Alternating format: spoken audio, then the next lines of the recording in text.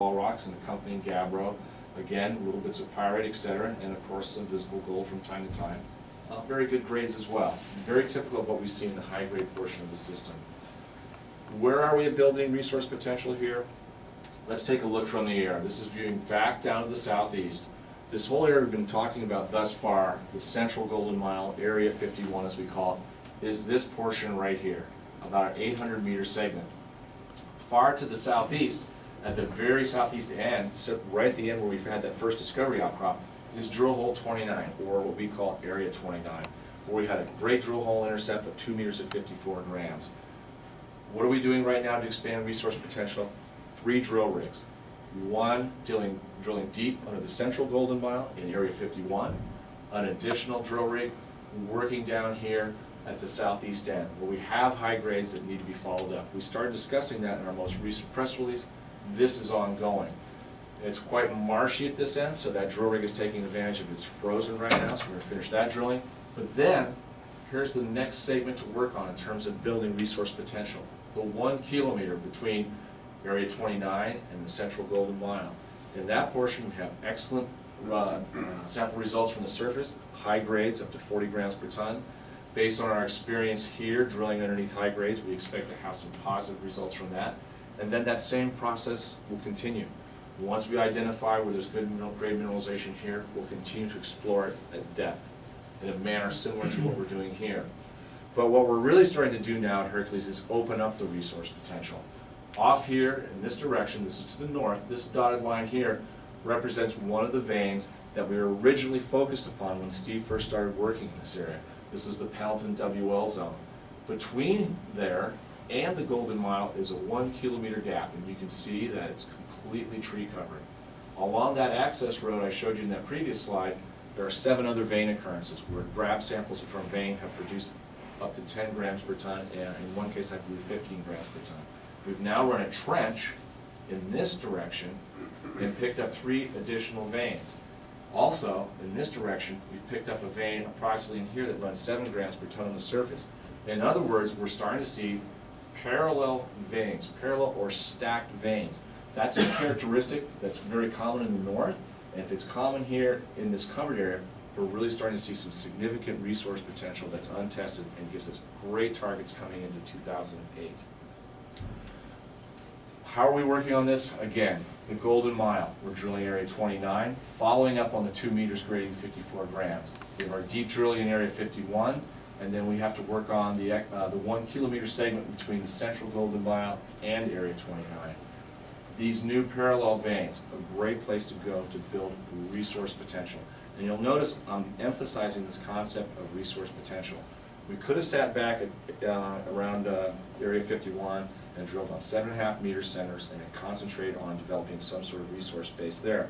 But with this much exploration potential, it is much more important for our company to try and get its hands around what is the global resource potential of the Hercules part of the project as well as the entire landholding. That's why we're using these 3 drill rigs to explore multiple areas, including these northern veins. We just released some important information about Merino, where we've now found line stacked veins adjacent to our previous high-grade intercepts, all of which continues to build resource potential in the project. An aerial view of the northern area, that original area we focused upon, the WL Gold Zone, is right down here in the right-hand corner of the slide.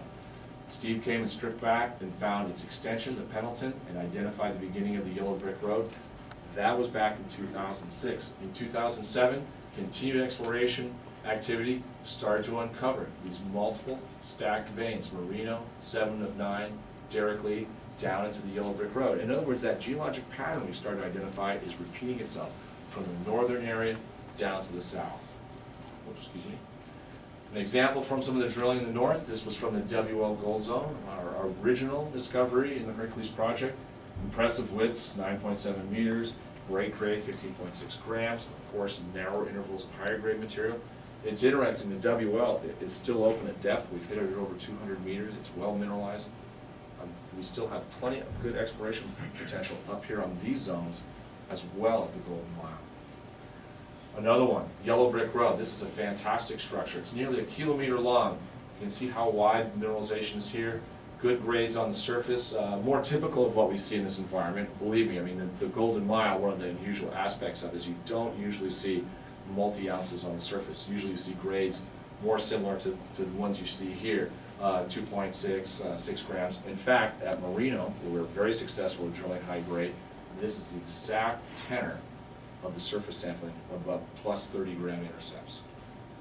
Looking again, here's the Yellow Brick Road, the Pendleton, 7 of 9, and Merino. We've been able to put a few holes into each one of these. Every drill hole we've done to date has intercepted some amount of gold mineralization.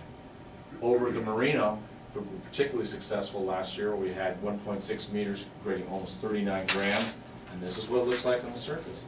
As I mentioned regarding Yellow Brick Road, this is 3, 4, 5 gram material, yet at only 50 meters below the surface, the vein has coalesced into a good structure compared to the stockwork you see on the surface, and the grades increased dramatically.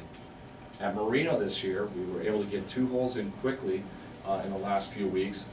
One was aimed above this intercept, the other below. We noticed in the first drill hole a vein sitting in the footwall of the Merino. In the second drill hole, we hit it at 100 meters, a blind vein essentially sitting parallel to the structure, and again with this stacked pattern.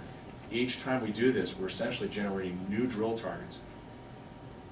Looking at this area back to the south, you can see a better idea of just what the stacking looks like.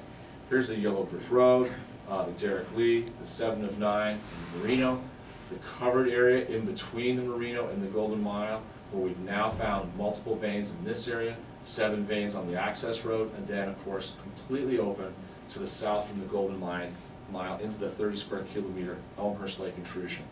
All of this is helping us build this potential, and I think this is going to be a very important aspect of our program throughout 2008 as we explore these veins and add resource potential to the whole project and not just the Golden Mile. What's this look like in terms of geophysical data? This is a magnetic map and kind of gives you a good idea of the lay of the land. The yellow here is where we've stripped open the veins, so those aerial views of the Golden Mile were taken from this direction looking to the northwest, as well as from this direction to the southeast. Over here is the Merino, the 7 of 9, there's the Yellow Brick Road, Pendleton, and of course the WL gold zone. Associated with the gold mineralization and the structures that host it are gabbros, which are magnetic rock. These bright colors here reflect areas of high magnetic intensity. You can see that they are directly correlatable to existing veins and also project away from existing veins. What we interpret this to mean is that these structures could be through-going, and essentially there's no reason why the Golden Mile structure can't continue for twice its length up to the northwest. The same can be said for this anomaly, as well as this extension for the Merino, as well as we have parallel features. Well, based on what we see, we know that parallel veining is common, so we're very optimistic that we have some good targets to test in this part of the Hercules project. Again, building resource potential. Here's where we're drilling right now on the Golden Mile, deep, the southeast end, hole 29, that portion which we'll focus on next, and again the Merino. We've got some great places to be drilling over the next 2 to 3 months, and I'm expecting some real exciting results from this area. However, again, I'm trying to just bring you back out of the Hercules area. That last slide concentrated on just this corner of the Elmhurst Lake intrusion. In this map showing magnetic intensity, the 30 square kilometer intrusion lies approximately in here. And you can see there's numerous northwest trending features that are running parallel to the Golden Mile and our other vein sets elsewhere in this Elmhurst Lake intrusion. We've already tested this concept by going out and ground truthing this data, and that resulted in the discovery of a little vein called the Golden Gate. So our prospecting team's been able to take the bank data, go in the field, and actually locate structure based on this information.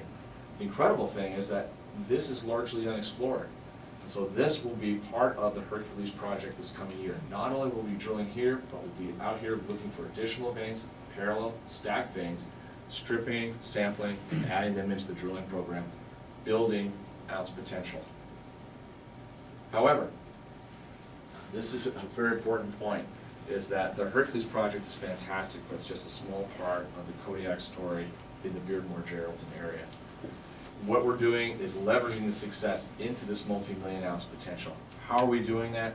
We have put together probably one of the most impressive land packages in Canada, wherein our company, through staking, optioning, and forming joint ventures, now controls in excess of 1,400